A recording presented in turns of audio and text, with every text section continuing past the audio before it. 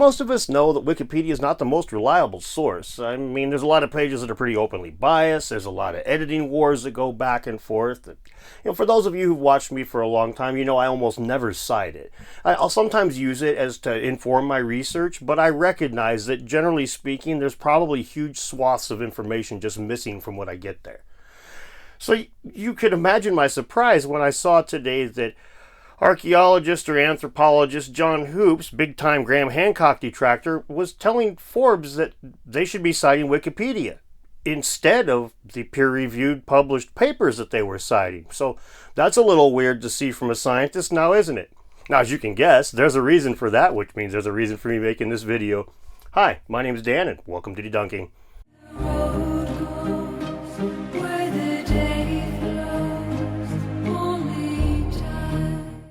A few days ago, Forbes posted an article on the Younger Dryas impact hypothesis. That's the theory that a comet burst above the northern ice sheets around 12,800 years ago and caused all kinds of extinctions and whatnot. The article is short and to the point. It lays out the basics of the hypothesis, the impact markers such as shock-fractured quartz, platinum, and melt glass found in numerous places, the possibility of this killing off the megafauna of the period, comparisons to the Tunguska event, and a second crater that may be part of the KP impact incident, the comet that wiped out the dinosaurs. The article is one-sided. It offers no criticism of the Younger Dryas impact hypothesis at all. It does just say that scientists have said that this happened. Now, this irritated many, including John Hoops, the aforementioned anthropologist that has a big problem with Graham Hancock and alternate history in general. He just freaked out about the whole thing, calling it, quote, journalistic malpractice, claiming, quote, any journalist who writes about the Younger Dryas impact hypothesis without acknowledging it is highly controversial is grossly incompetent. And he expressed frustration with the paper's authors not using Wikipedia, even complaining that journalists are trained not to use Wikipedia. This really betrays the hypocritical nature of John's arguments when he's talking about pseudoscience. Now, first of all, there are dozens of articles from archaeology-friendly journalist outlets that just blast the Younger Dryas impact hypothesis with no concern for an even-keeled approach whatsoever. Hoops specifically complained this article does not present any alternative opinion from someone who was not directly involved in the research. This is why he labeled the article journalistic malpractice. But he has no problem with articles that are completely biased the opposite direction. If he agrees with them, they don't need to present the Younger Dryas impact hypothesis as potentially good science. He's perfectly happy when they portray that as just total pseudoscience, no debate involved there, no controversy, they're just full of crap and a bunch of liars. He's perfectly happy with articles like that come out of his group of friends and whatnot. But when other people do it and point the fingers the opposite direction, oh, that's just journalistic malpractice. The next thing to mention is John is well outside of his wheelhouse when he criticizes this journalist. Jamie Carter is considered one of the foremost astronomical journalists on the planet. When it comes to comets, Mr. Carter is far more educated than Professor Hoops. So when John comes in here telling Jamie, oh, this is the guy you need to be citing is Mark Boslow, and Wikipedia is the source you should be using, it's pretty hilarious because John's not in a position to be telling this guy what to think. Jamie has vastly more experience and is much more of an expert when it comes to astronomy than John is. John only knows what he's learned from Mark to debunk the Younger Dryas impact hypothesis. So this is pretty hypocritical, especially when you consider that he's like, oh, I'm going to fight pseudo-archaeology by using my own form of pseudo-astronomy here. And by pseudo-astronomy, what I'm saying is he's going to tell an astronomer what to think with his archaeologist's opinion. It's kind of hilarious. But if you think that that's a bad one, you wait till you see what I have to say next. This is just ridiculous. This is grossly corrupt. When John complained about the Forbes journalist not using Wikipedia, the reason was readily apparent to me.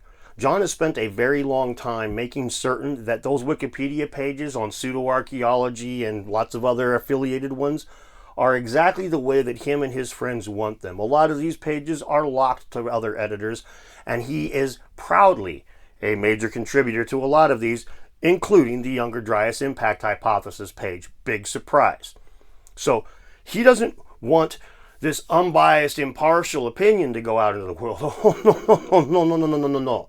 He wants this very carefully culled and selected place that him and his buddies have hedged off and made certain all says things a certain way. He wants that to be what people use instead of peer-reviewed published papers that happen to disagree with what he has to say. And the results of John and his friends editing these things is horribly apparent. Like, look at the paper, or excuse me, look at the Wikipedia entry for the Younger Dryas impact hypothesis. That whole entire thing, it reads with weaselly language all the way through. It never once says the evidence is. It's the proponents will accept this is the evidence. They believe that this is the evidence. It's all kinds of very carefully worded things to make it constantly, this isn't real. Constantly, this is fake. And that is the result of him and his buddies selectively editing it. He's done this to Graham Hancock's page. He's done this to numerous pages all over Wikipedia. He linked down below to his page, and the fingerprints are all over the place of his editing. A lot of it's just him teaching his students, which is, maybe not too bad. Maybe it's really bad if he's teaching them to do this kind of crap. But what it really comes down to me, where it's really the funniest, is that he's kind of, I hate to say it because it makes me sound ancient, but he's kind of a boomer about this, right? Good God, man, it makes me sound ancient. Well, I am ancient, so it just makes me look kind of weird. But he's a boomer about this. It's like I say, it's been a long time since people really trusted Wikipedia, 10, 15 years. We've all seen celebrities get messed with, mogged as the kids like to call it, where they go to their pages and edit it to make it say all kinds of stupid stuff. People will go to just random pages and just insert something just to get a screenshot and make a meme out of it. We all know this. We all know that some pages that are hotly contested are hotly contested, and you can't really trust it any more than you can trust a news article from freaking one side or the other. Wikipedia has lost its reputation of being an unbiased source like a decade ago. So it's kind of hilarious that John plays his hand so openly here. He's like, why don't they use Wikipedia? This doesn't make any sense. It's like, dude, go touch grass, man. Nobody uses Wikipedia. The very fact that you, as a scientist, are telling a journalist, you don't need to use peer-reviewed papers, you need to use Wikipedia, should give you pause to stop and be like, maybe I shouldn't press enter and send this tweet out into the world because this looks really stupid. Or one-sided and biased, corrupt. But, I got one more thing I got to say about this really quick. I've gone to bat for archaeologists a lot since I've made this channel. And I know a lot of archaeologists who watch this are going, you son of a bitch, you're a traitor, whatever. Look, I have numerous times outright mocked the idea of archaeologists hiding giant bones in the Smithsonian and stuff like that, right? Well, there's kind of a problem here. We're repeatedly seeing this kind of thing where you've got archaeologists that are deliberately trying to cultivate a narrative that is not accurate. It's not in line with reality. They try to change, in this case, we've got him trying to make sure that they don't get the right information from the scientists that are involved. There's only from the scientists that John wants them to see.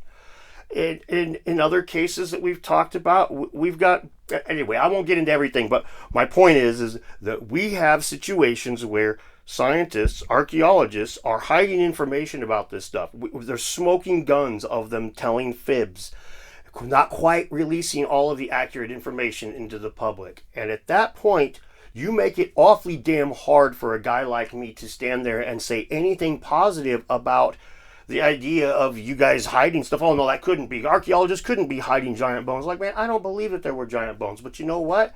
I can't say that y'all wouldn't effing hide them if you had the chance, because at this point,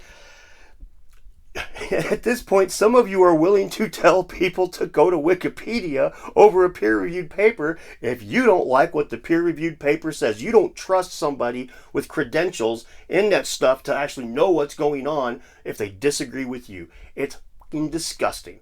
So anyway, I want to say a big thanks to all my Patreon supporters. You guys help make this happen. Things are going to keep on going. Go subscribe to Matt Beal at Limitless. I'm going to be doing a podcast with him here in about a month. I've got a road trip coming up with my son. We're going to stop at a few of the places along the Scablands too. And I've got a video coming down the pipes about the whole Younger Dryas impact hypothesis myself. And here this Sunday, I should have a video up about one of the most popular maps in the old alternate history sphere, on a deep dive into a micro level, not the big macro level like we're used to seeing it. So it will be some pretty novel stuff. Hope to see you then. Thank you very much and have a good evening.